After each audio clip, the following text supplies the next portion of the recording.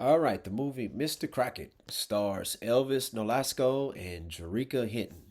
Okay, I remember Jerika Hinton. She's played Dr. Stephanie Edwards on Grey's Anatomy. And I always wondered where did her character go after she left Grey's Anatomy back in 2017, 2018. Seems like she went back in time, went to the 90s, and she had herself a kid and a husband, had herself a husband and a child. And she's in the movie Mr. Crocket.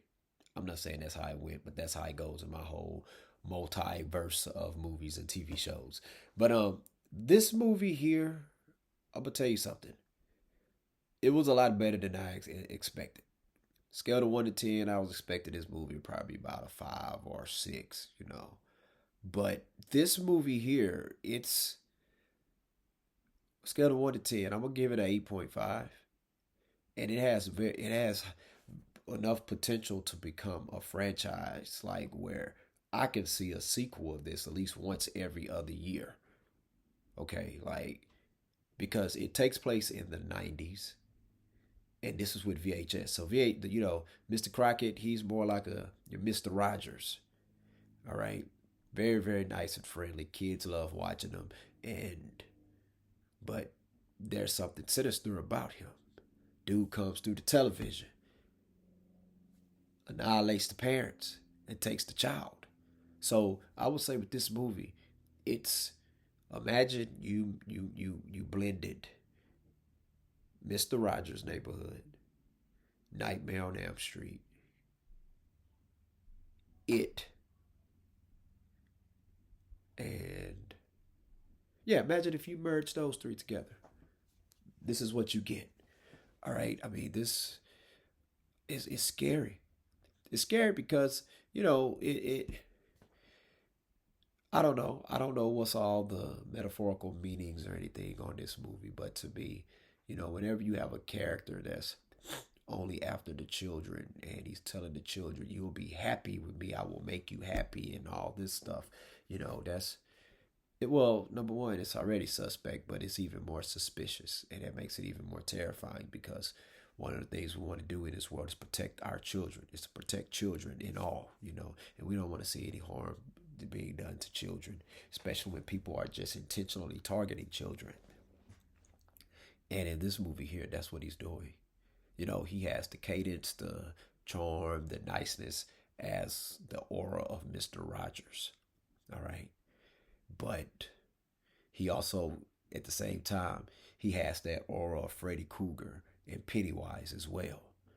All right, so that's what makes it more terrifying. Like this dude here, like it's, I mean, shout out to Elvis for doing like for having for giving off a hell of a performance that to me um, um, that rivals up to Robert England's Freddy Krueger, man. Like because I'm like, wow, this even towards the end, like the way him and Jerika's character, they had this back and forth and all of this or whatever. It reminds me how when Freddie would go against Nancy or against Alice or Christine, on in Nightmare on Elm Street. So like this man, I could see this movie. I could see them doing like I could see them having about 8 to 10 sequels off this movie.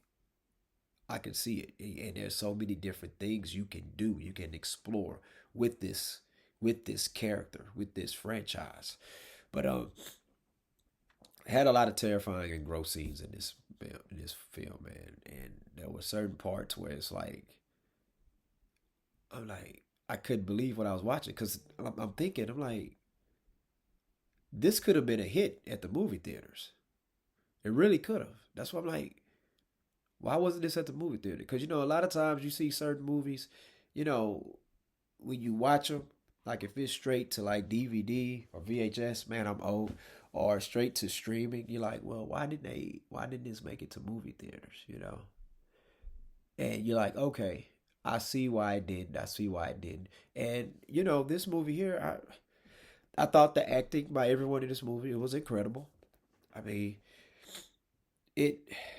it was a goddamn good movie, man. A good movie to watch during Halloween, or if you just want to watch a pop in a scary movie on a late Friday or Saturday night. Hey, it's a very, very entertaining, scary movie. Um, it also had a little bit of those, like, kind of like those Goosebumps or the Twilight Zone vibes, or tell some of the Crypt vibes to it. And I think that's a good thing. But all in all, if Mr. Rogers' Neighborhood, Freddy Krueger, and Pennywise were to have a movie, bam, this would be it. This would be it, man. And see, it takes place in the '90s, so that's when VHS was popular. This is long before DVDs and streaming. So as the one of the main characters, one of the kids, as he gets older in this, we could go into the DVD age, we could go into the streaming age, we could go into all of that. And I think, man, this damn, man, it is like I can see. I'm just thinking about how, like, you watch certain movies and you like, man, I can see them doing a whole bunch of sequels to this movie. I remember when Saw came out. Like, I could see them doing a whole bunch of sequels to this, and they did. You know, Paranormal Activity. I could see them doing a whole bunch of sequels to this, and they did. And I see that with this. I'll be shocked if we don't get a sequel by 2025, 2020, by 2026. But yeah, man, this character, man, Mr. Crocket, man, I know some Crockets in real life, and they're very, very nice people. And I hate that this character has the last name of Mr. Crockett, but I wish it had a last name of somebody that I do not know.